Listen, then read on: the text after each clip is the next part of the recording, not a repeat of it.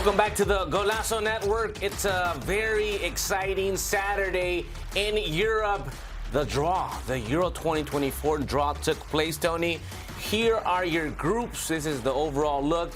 We have 6 groups, 4 countries in each group. And this is where it gets exciting because now we can begin to analyze and see who's going to play who.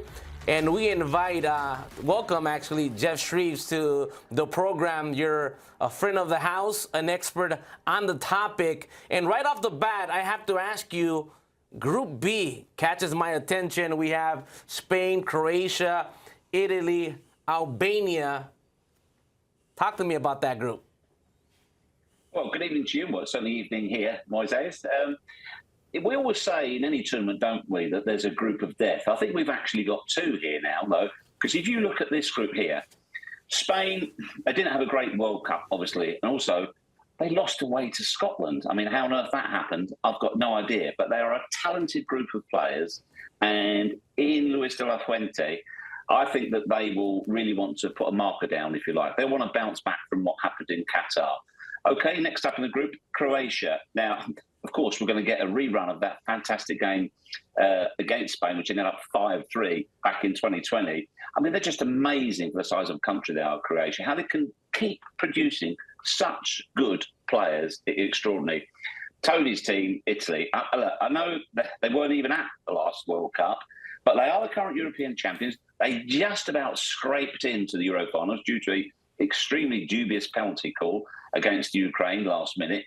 But you would not want to be in that group. There are 3 really, really strong teams in there. Albania, the complete outsiders. But for me, that's a tough, tough group. Geoff, I see what you did there with the Italian team. I see what you did there with Italy. I'm assuming you're talking about Group D, and we're still waiting for either Poles, Wales, Finland, or Estonia to get into this group. But I'm seeing 2 heavyweights in Group D in the Netherlands and France.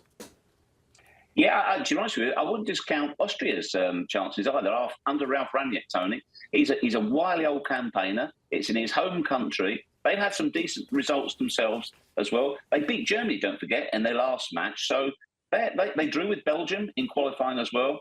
France will still be smarting from World Cup finals. Holland, we know, that they have so much talent, but they did lose twice to France in the qualifier. So that hanging over them. And don't forget as well, as you said, who could make up that quartet? Probably the strongest team you would think out of those potential playoff winners from the A section are Poland. So that could be France, Austria, Holland, and Poland in that group. That is a tough, tough group.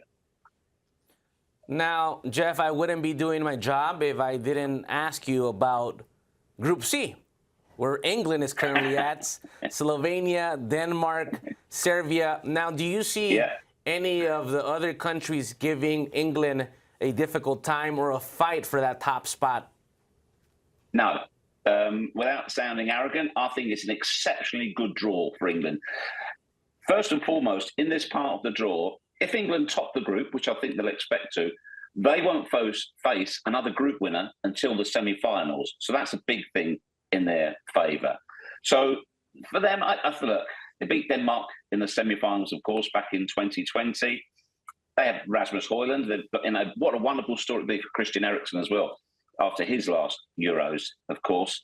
Slovenia, I don't think they will offer much. Serbia, they have Mitrovic, but they lost twice to Hungary as well. So I honestly think, in fact, I think all of the seed teams, all the seeded teams from Pot A will go through. I genuinely do. I've only got one question mark, and it's a big one, a great big one, who might just stumble and might surprise you. Geoff, obviously you mentioned the Christian Eriksen story for Denmark. That's going to be an incredible one in that group. But what's the temperature right now in and around this England squad, right? Some results that don't go their way. I feel like everybody is split on Gareth Southgate. Where do you stand on him? And what's the general feeling as we sit today?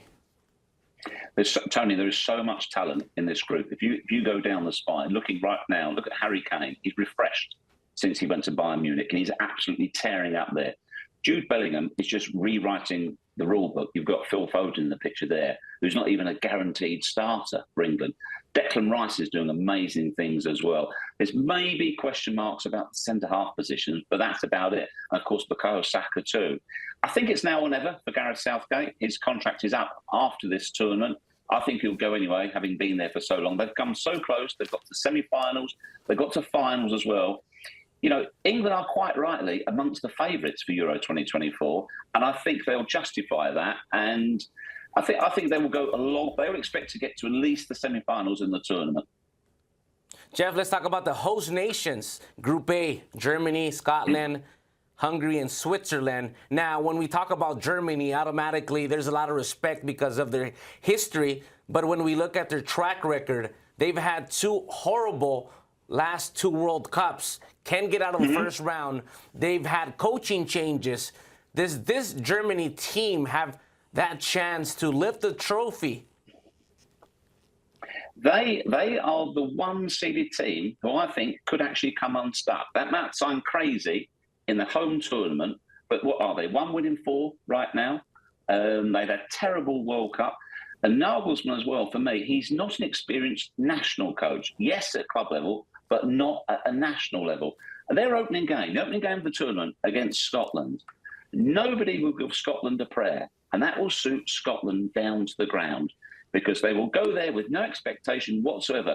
But remember, as I said earlier, they turned over Spain in the qualifiers. So with zero pressure on them, all of a sudden, if Germany get off to a bad start, if they don't win that first game, then up next is Hungary and Switzerland as well. That could look a very, very difficult group. They really, really need a good result. They've got to win against Scotland, or the question marks, the all too familiar question marks, will come once again. Hey, Geoff, I got to ask you, while we got you here, Belgium, Slovakia, Romania, and they will wait. Israel, Bosnia, Herzegovina, Ukraine, who, according to you, might have already been in this thing had it not been for a dubious call in Iceland. Yeah, we heard all about the golden generation, didn't we, in the World Cup, and it just didn't materialise. So Roberto Martinez has gone now. It's Tedesco. Lukaku is on absolute fire right now. He was the top scorer in the qualifiers as well. So, and look, there's new blood there. Jeremy Doku doing great things at Manchester City. So I expect him to do well.